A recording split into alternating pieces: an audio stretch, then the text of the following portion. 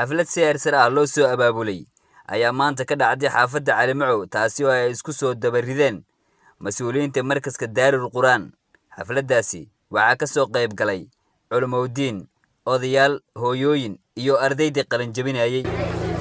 xafladdaasi ayaa lagu daahfuray Quraanka Kariimka iyo tafsiirka Quraanka. بسم الله الرحمن الرحيم وإن يكذبوك فقد كذبت رسل من قبلك وإلى الله ترجع الأمور. markaska Daarul Quraan oo ka kooban 3 qaybood ayaa maanta waxaa ka qalin jabiyay qaar ka mid ah qaybta labaad, qaybta koowaad oo ka mid ah farbarka iyo qaybta labaad oo Quraanka dhanka qalin jabiyay, halka qaybta saddexaadna ay yihiin ardayda barata tafsiirka, xadiiska iyo fiqiga. Haddaba maamulaha dugsiga Sheekh Siyaad Axmed ayaa ka hadlay taariikhda dugsiga iyo baahiyaha gaarka ee uu leeyahay dugsigaasi, asagoo u mahadceliyay dhammaan inta ka soo qayb gashay munaasabadaasi. nin walba maqaamkiisa ayaan ku salaamay iyo dhammaan waalidiinta dhawaada xafladan maanta annaka idin yeernay. waa maasintiin sida wanaagsan nooga soo qayb gasheen. xafladan maanta waxay ka turjumaysaa dugsiga ardayda qalin jibini oo dafcada koowaad taas oo qalin jibinaysa kitaaba wal qiraa'ah wal imla ka qalin jibinaysa farbarka iyo akhrinta iyo waxay iskugu jiraan qayb kale oo Quraanka dhan xafiday oo Quraanka dhanka qalin jibinaysa. way iskugu jiraan xafladda intaas ayay ka dhigan tahay. soo dhawaada, gacmo furan ku soo dhawaada, dugsigiinu ku soo dhawaada. taariikh ahaan dugsigan haddaan dib ugu noqdo, dugsigan waxaa la aasaasay 2010 aasaaskiisa hore 2010 la aasaasay. waxaa lagu aasaasay oo lagu bilaabay madrasatu najaad qayb ka mid ah. waqtiyan meesha ku soo wadnay sanad ku dhawaadaan meesha ku soo wadnay ama hal sano oo kale. markii dambe ayay waalidiinta ay tashadeen, waxay dhaheen dugsiga ayaan dhul u gadna, dhulkan ay u gadeen. waqtigii hadda dhexdooda dugsiga waxaa waaye kor u soo socday maasha Allah. arday badan ayaa ka qalin jibisay, qariibo 100 iyo wamaazad ayaa ka soo qalin jibisay oo hadda adduunka midii meel ka kala joogto. haddana waa socdaa cadad ahaan hadda ilmihiisa waxay ku dhow yihiin 200 maasha Allah. hadda macallimiinta waa maasintiin ardayda soo saarteen, kulli ardayda soo saareen waa aragteen. marka dugsiga marka intaas ayaa iska kooban yahay taariikh ahaan. dugsigana waxaad leeyahay inkastoo waqti badan soo joogay, arday badan ay ka soo qalin jibisay, haddana maxaa la jiray macallim qiraa'aadka ay arday ka qalin jibiyeen, kuwa kale ka qalin jibina kitaabka Quraanka ee xafladoodan iskugu imaadnay. weli baahiyo badan ayaa is leeyahay. baahiyiisa badan sid arkaysiinba malaha deer malaha. waxaa isku yaala meel oo xaafadda dhexdeeda ah. mararka qaar waxaa dhacda dugsi oo la akhrinayo galaas lagu jiro yaa qof walna iska soo mara inta. marka laakiin waa la iska heli doonaa insha Allah taala. barga waa dugsiga abiisa fadhiya duqa barobla fadhiya qayba insha Allah in face mar loo heli doono. marka waxaan leenahay soo dhawaada mar kale, gacmo furan ku soo dhawaada. waxa kale kulli waxa waaye odayaalka ayaa jooga, kumitiyada ayaa joogto, waalidiinteed ayaa joogo. waxay dhaafo dadka ka sii hadli doona. waa mahadsantihiin adinka oo kulul waqti kulul jooga sidaad meel dheer ugu imaadeen. culimada iyo waalidiinta halkaasi ka soo qayb gashay ayaa ayagana ka hadlay dareenkooda. salaam bacdigeed waxaan leeyahay soo dhawaada, dugsigan ku soo dhawaada. aad iyo aad ayaan soo dhaweynayna qalbi furan iyo wajhi faraxsan aan ku soo dhaweynayna soo dhawaada. taariikhda dugsiga saad macallin Siyaad buu sheegay waa waqti dheer ay soo jirtay. baloodka hadda dugsigu ku yeelo waa u gadnay balood oon helnay maaha. khayr Allah si lacagtan waxay u ka imaaday reewajeer qayb anaga siiyeen xaafadii ilmaha iyo wasaasigan saarnay muddo dheer aad soo qaatay. hadda inta loo qabtay inta dhimanaan ka sii badan waxaan codsanaynaa waxay nagala qaban karaan nagala qabto midaas intii gacan ka geysatayna oo Sheekh Cabdullaahi uu horeeyay ajir badan Allah ka siiyo. midaas waa intaas aan u baxa. midda kale ummadii horumar gaartay, diinta horumar gaarsiis, ummadda dib dhacdana diinta dib dhigta. marka aan ku dadaalna inay diintii aan gacanta mid ku qabanno. waxaan arkaa dad waaweyn oo meeshan ka qalin jibiyeen markii imaadayeen waxba aan garanayn kuwa qalin jibeen waa u mahadcelinaynaa kuwa kalena ku daydaanaan leenahay oon aniga ka mid ahay aad iyo aad baan ugu faraxsanahay in maaragtay dadka markay qayb sii duqoobaysaba qayb kale oo soo korta oo diinta ilaahay barata iyo qayb bartaba in la hela ilaahay ayaa mahad ku leh aad iyo aad baan ugu faraxsanahay inkastoo waqti khatar aan ku jirno oo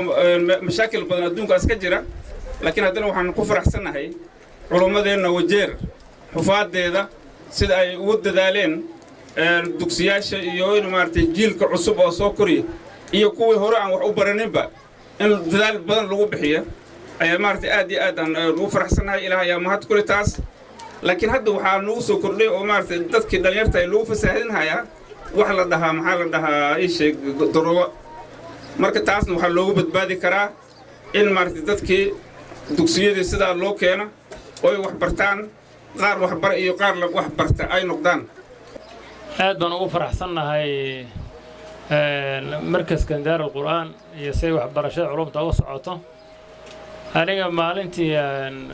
arbacadii imtixaanan meeshan aan ka qaaday ilmo tafsiir akhrinayaan iyo ilmo axaadiis xifdiyeen oo aan kaga qaaday imtixaan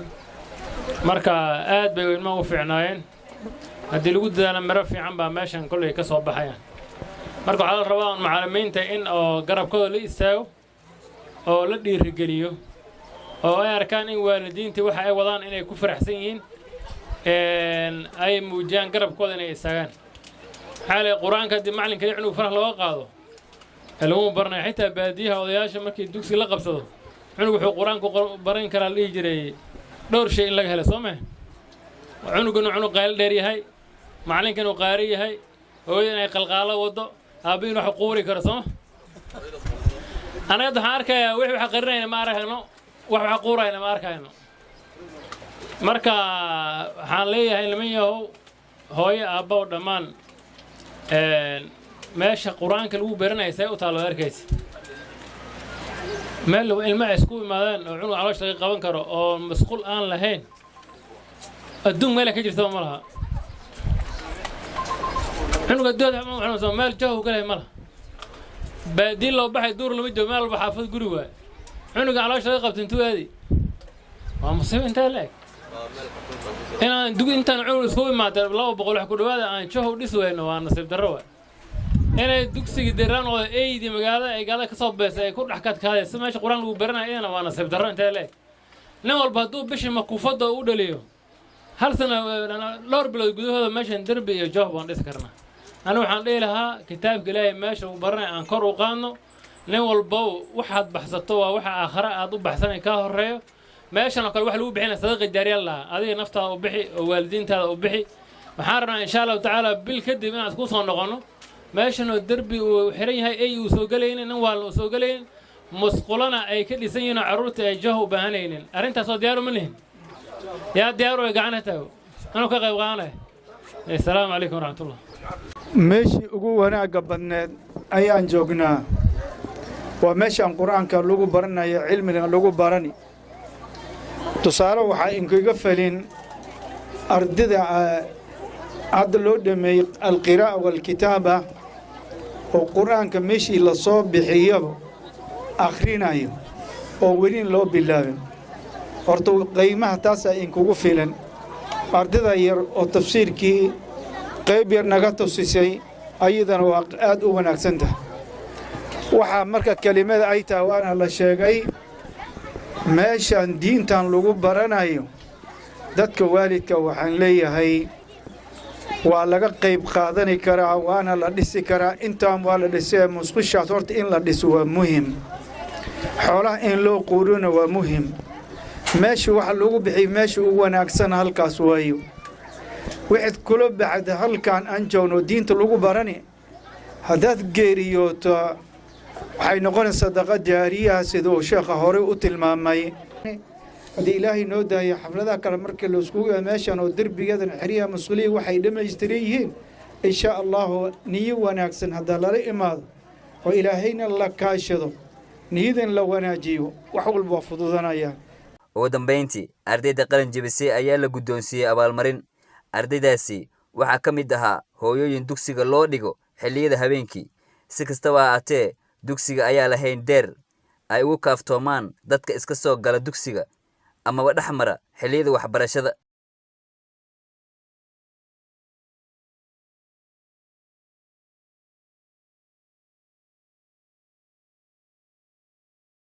markaska oo ay dhiganayaan ugu badnaan 200 oo caruur ah ayaanan lahayn musqulo oo ka mid ah shayaalka daruuriga ah ee uu dugsigu u baahan yahay.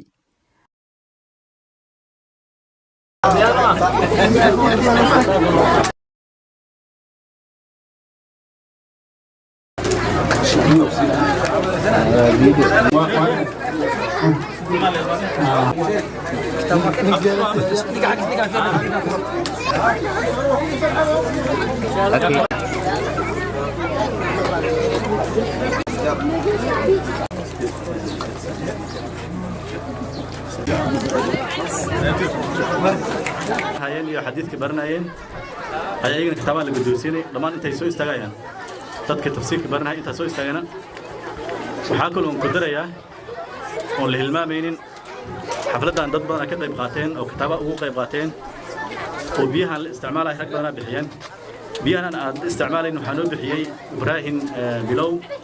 in la lahaa axmed biraq ayaa biyahan naga saaciideeyeen ilaahay subxaanahu wa tacaala ha barakeeyo maalkooda ilaahay subxaanahu wa tacaala ha barakeeyo qubuudkooda ilaahay ha barakeeyo inta xanuunsanna ilaahay subxaanahu wa tacaala xanuunkaa ka qaado waxaa kaloo la hilmaamayna kitaabahan dad badan waalidkooda ula baxeen nin la yidhaahda aadan axmed cabdi nin la dhaho qayb ayuu la baxay hooyadiis ayuu la baxay oo dhimatay ilaahay subxaanahu wa tacaala ha u naxariisto saynab yuusuf gabadha la yidhaahda kitaab ay la baxday waxay ula baxday hooyadeeda geeriyootay ilaahay subxaanahu wa tacaala ha u naxariisto sadaqa jaariya ilaahay subxaanahu wa tacaala kaaga dhigo nin la yidhaahda yaquub bare qayb ayuu la baxay wuxuu ula baxay aabihii soo geeriyooday ilaahay subxaanahu wa tacaala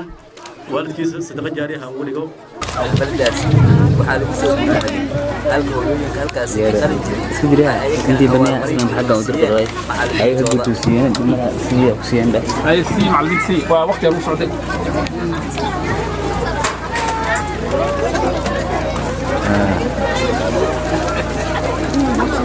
الله فيكم إلهي بركيه الله يباركيه حسن أيمن تلفزيون كألفا اسمه ملك وجير.